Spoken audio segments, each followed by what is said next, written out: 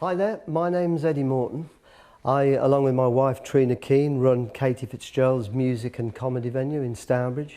I'm also chair of Stourbridge Community Land Trust and development manager for West Midlands Urban Community Homes. Well, how it really started is we saw the effect that rising house prices and lack of affordability and the ability of creative people and artists and musicians to stay in the town was having upon our business. One day, woke up and thought, well, nobody's doing anything about this, so I'll do it. And from there we developed the Stourbridge Powerhouse, which is affordable rent and energy apartments, and that brought me into the kind of whole world of affordable housing, and I'm now development manager for the regional hub, so I deal with projects all across the region, really. Well, I'm very pleased to say that Eddy is with us this evening. So Eddy, what is your question? Thank you. With 4,000 families in temporary accommodation in Birmingham and similar numbers across the region, there is an urgent need to rebalance the housing market and address the negative impacts of right to buy. How will the candidates use devolved powers to solve this problem, address inequality and intergenerational fairness, and revitalise local economies by empowering grassroots communities? OK, Eddy, thank you for that question. Siobhan, can I start with you? I think you're right. The housing stock in this region is terrible. We also are probably losing as much housing stock as we are gaining. There's a net loss because of the Right to Buy programme. And we need a significant investment in both building social housing but also building affordable housing. So we will use the budgets we currently have to continue to build and expand on that building, but also lobby for much bigger budgets to be able to grow those buildings. I love that programme of community investment in social housing, and I think there needs to be more examples of that. I also know that we have had government grants in the past, for the past 5 or 6 years, for retrofitting people's homes, but they're poorly advertised. They are so difficult to get hold of that people aren't getting hold of them. But in areas like Balsall Heath, the community got together and 650 houses were retrofitted within 1 year with not a single cost to the residents. So we need to look at the good practice that communities are already leading on in terms of investing in our current housing stock, but we definitely need to be expanding. Can I put that to you then, Andy? Siobhan says people aren't accessing current programmes in terms of retrofitting to make our homes greener, more energy efficient. Of course. Do you mind if I just give the answer to the other question first of all? And I'll come back to that. I will try to do both, Try to do both. Yeah. So, big picture on housing, first of all, that we are the only region in this country achieving our housing numbers. And given what you said about house prices, all of that, and supply, that is so important. Doubled the number of homes being built, not put anything on Greenbelt, protected the Greenbelt all around the Black Country. Second element of it is we have achieved 30% affordable homes, really important, and have a unique definition of affordable related to people's incomes.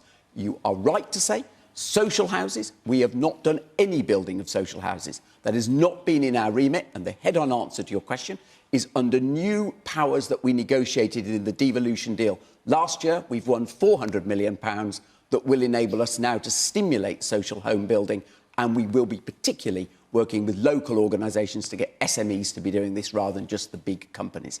On retrofit, we have started 85 million of funding come in for retrofit. We've done about 4,000 homes across the region. Siobhan is right. It's nowhere near enough.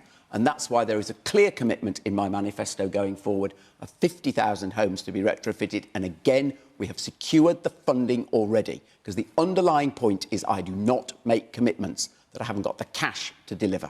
OK, Sonny Burke. Look, this is going to be a complicated issue, Eddy. The Liberal Democrats have budgeted for 150,000 social and affordable homes across the UK. I want to bring that commitment to the West Midlands as the Mayor. That's number one. Number two, I want to take a material-first approach. So I want to ensure that existing housing stock is absolutely insulated externally first, so people have warm, comfortable homes. And the third thing is I want to create citizen assemblies, and I've said this before, and you've heard me say this before, which will get involved and inform the Mayor as to what his policy should be and how to move forward when funding does and when it arrives. So those three things are absolutely key to me. Most importantly, when it comes to affordable homes, I want to tie them to key workers. So key worker salaries and affordable homes go hand in hand. Key workers should be on some sort of list where they can get access to those affordable homes first, especially in and around hospital areas, so they're not gazumped by large landlords. Number 4. The most importantly for me is this. I want to ensure that housing, there is ample social housing. Ample social housing, not just affordable housing, ample social housing. We all need more homes, brownfield first approach, and I want to ensure that there's more living cities. So more housing is built in cities, so we can bring housing stock into cities, have our cities develop, have retail develop, have the economy develop, because it all ties in my mind also when it comes to network as well. So that is key. I'll finish off with this. Okay. What you've seen here is a clear example of both Labour and Conservative, and they will bicker. They will bicker all the time. The only sensible, credible approach is to vote Liberal Democrat. There's a general election coming up, and a Liberal Democrat vote is the only thing that will shake things up. OK, well, we're not discussing the general election here, so good campaigning for the battle ahead. Richard Parker. I just want to come back to Eddy's first part of his question, the tragedy of temporary accommodation. I went to visit a school in central Birmingham, inner city Birmingham, in Handsworth recently. The day I was there, one of the children at the school and the mother were evicted from an apartment overnight because the landlord just wanted to do some repair works. That family was put into temporary accommodation because it had no other resource to go to, and that accommodation was a hotel for that week, funded by a collection made by the teachers in that school. Not only a tragedy for that family, but there are 20,000 families living in those conditions in this region today, and that's unacceptable. What is also unacceptable is our current mayor has not spent £250 million of his housing resources, and over the last 8 years has delivered only 46 units of social housing. Only 46 units of social housing in 8 years. That's not policy failure, it's a dereliction of duty. I plan to use that unspent money to invest in social housing and affordable housing, working with social landlords, and we can pump prime social housing programmes by around 5,000 by doing that. I also want to reserve some funds to invest in the types of community land ownership and the cooperative work that I know Eddy does in the West Midlands around Stourbridge.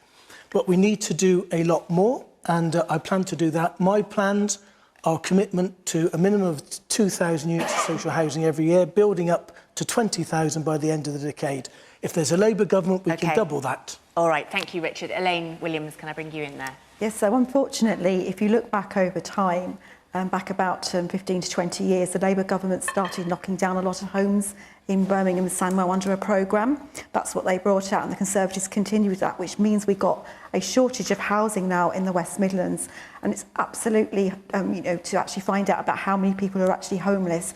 People shouldn't be homeless in this day and age. Everyone has the right to decent accommodation, and we need to build social housing as quickly as possible. There hasn't been much of that from the Mayor over the last 7 years. We need to address that quickly and to get as many houses built as possible. And my preference is for brownfield sites to do that, but we need to also make sure that they are cost effective when we're building them and use new technology to make sure they are energy efficient. OK. Can I get Eddy to get your response to what you've heard? And if there's anybody else who would like to come in at this point, just stick your hand in the air and I'll try and get to you. Eddy. 21,000 social homes during the period of the last Birmingham housing strategy were sold, and only 7,000 built.